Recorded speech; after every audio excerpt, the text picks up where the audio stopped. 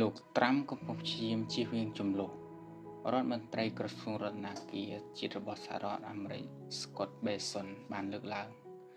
លោក Scott Bessent រដ្ឋមន្ត្រីក្រសួងរដ្ឋាភិបាលជាតិសហរដ្ឋអាមេរិកបានការពារផែនការរបស់លោកត្រាំដែលបានប្រាប់កម្មវិធី Meet the Press របស់ NBC News កាលពីថ្ងៃអាទិត្យថាលោកត្រាំកំពុងធ្វើការសម្រេចចិត្តផ្នែកភូមិសាស្ត្រនយោបាយជាយុទ្ធសាស្ត្រ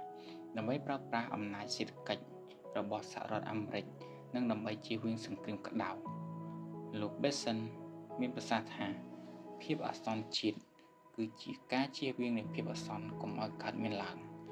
លោក Bessent ក៏បាននិយាយផងដែរថាលោកត្រាំកំពុងព្យាយាមជៀសវាងជម្លោះដោយការដាក់បញ្ចូលកោះ Greenland ជាឧបសម្ព័ន្ធ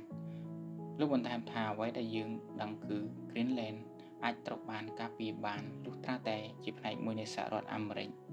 ហើយវានឹងមិនចាំបាច់ការពារនោះទេបើសិនបើជាផ្នែកមួយនៃសហរដ្ឋអាមេរិកទៅហើយលោកនិយាយថាខ្ញុំជឿជាក់ថាប្រជាជនអឺរ៉ុបនឹងយល់ថានេះគឺជារឿងល្អបំផុតសម្រាប់កោះ Greenland និងសម្រាប់ប្រជាជនអឺរ៉ុបនិងសម្រាប់ពលរដ្ឋសហរដ្ឋអាមេរិកផងដែរ